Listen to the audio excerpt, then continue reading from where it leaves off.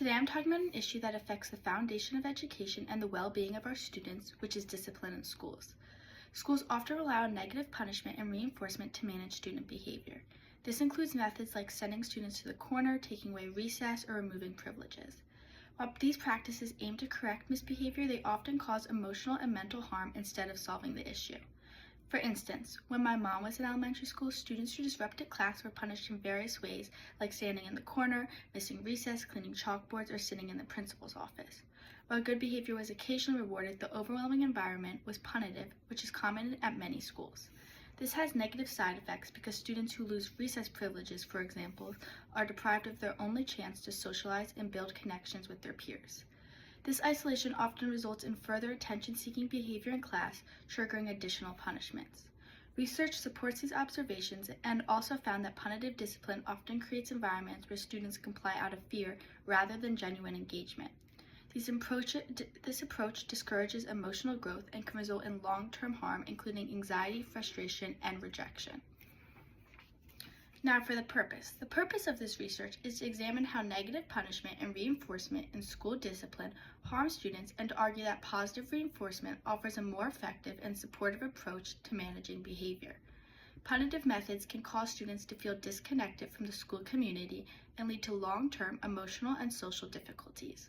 Key findings from existing studies underscore these issues, highlighting the detrimental impacts of punitive discipline and the potential benefits of positive reinforcement. Hardy and McLoyne found that punitive measures such as public reprimands or loss of privileges hinder students' ability to develop emotional regulation skills and cope with conflict, while limiting opportunities to build positive peer relationships and undermining social development. Similarly, Amaya, Mortensen, and Wang revealed that exclusionary punishments disproportionately affect marginalized students, exacerbating systemic inequities and creating academic setbacks due to missed instructional time. These findings point to the lasting consequences of punitive measures, emphasizing their role in increasing student disengagement and long-term disruptions to emotional and social growth. In contrast, Schnitzel, Wacker, and Romani demonstrated that reinforcement-based interventions such as token economies and reward systems significantly reduced disruptive behaviors and increased classroom engagement, while Hardy and McLeod found that verbal praise and incentives foster strong social skills and active class participation. The insights from these studies further support the case for positive reinforcement, revealing its adaptability across diverse classrooms and its effectiveness in controlled experimental settings. This research builds on such findings to explore how shifting from punitive to positive reinforcement strategies can create a healthier school environment, benefiting both students and teachers by fostering inclusive, supportive, and productive learning spaces. Now how this research ties in with the literature we've read throughout the year, Shalaby and Troublemakers highlights how traditional disciplinary methods, often relying on punishment and isolation, can create a cycle of negative behavior. When students are punished, they may feel misunderstood and resentful, leading to further behavioral issues. This cycle can escalate, damaging students' self-esteem and hindering their ability to learn. By contrast, an empathy-based approach recognizes that misbehavior is often a symptom of deeper problems. By addressing these underlying issues, teachers can break this cycle and create a more positive and productive learning environment. And then the second piece of literature is Mary Crodog's memoir.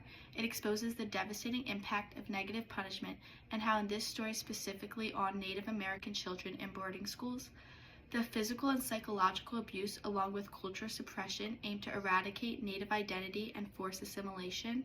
Punitive measures such as corporal punishments, isolations, and the suppression of cultural practices were used to break the children's spirits and instill fear and compliance. This trauma had long-lasting effects, leading to psychological damage and a sense of alienation from their heritage. Unlike positive reinforcement, which focuses on rewarding positive behavior, negative punishment solely relies on punishment to control and suppress behavior, often leading to negative consequences, as I said before. The two research questions I have are: one, how can schools effectively implement positive reinforcement strategies to replace punitive disciplinary measures, and what challenges might arise during this transition? And two, what are the long-term impacts of replacing punitive measures with reinforcement-based approaches on students' emotional well-being, social relationships, and academic performance, particularly for marginalized populations? To explore the effectiveness of positive reinforcement strategies in school, a mixed method approach will be employed. Qualitative methods include case studies, interviews, and classroom observations, and they'll be utilized to delve into the nuances of implementation and its impact on school climate. Quantitative methods such as longitudinal studies, surveys, comparative and statistical analysis will be used to measure the long-term effects on student outcomes, including academic achievement, social behavior, and emotional well-being. By combining these approaches, the research aims to provide a robust understanding of the factors influencing the success of positive reinforcement strategies and their potential to improve school environments and student success. And finally, potential findings. I anticipate that schools using positive reinforcement will see noticeable reductions in disruptive behavior. When students are rewarded for good behavior, they are more likely to stay engaged and less likely to disrupt class. This creates a better learning environment for everyone. Second, I expect improvements in students' emotional well-being and social relationships. By replacing punitive measures with supportive strategies, schools can reduce feelings of rejection and isolation. This shift will help students build confidence, form stronger peer connections, and develop better emotional regulation skills. And finally, for marginalized students, positive reinforcement can address systemic inequities by reducing exclusionary practices. Schools can help close achievement gaps and create a more inclusive environment where every student feels valued and supported. These findings have potential to influence not just individual classrooms but entire school systems, fostering a culture of growth and fairness.